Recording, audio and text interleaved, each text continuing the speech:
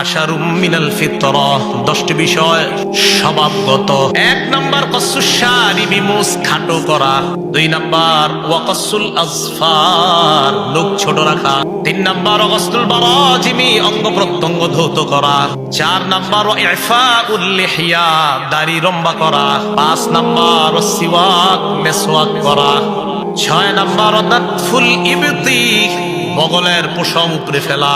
7 number হালকুল আনা, নাভির নিচের অবাঞ্ছিত লোমগুলা উপরে ফেলা। 8 নাম্বার ইস্তিনশাক, নাকে পানি দেওয়া, নাকে। 9 নাম্বার ইন্তিকাসুল মা, মল মূত্র ত্যাগ করার পর পানি ব্যবহার করা। আরে হইল কয়টা? হওয়া উচিত কয়টা?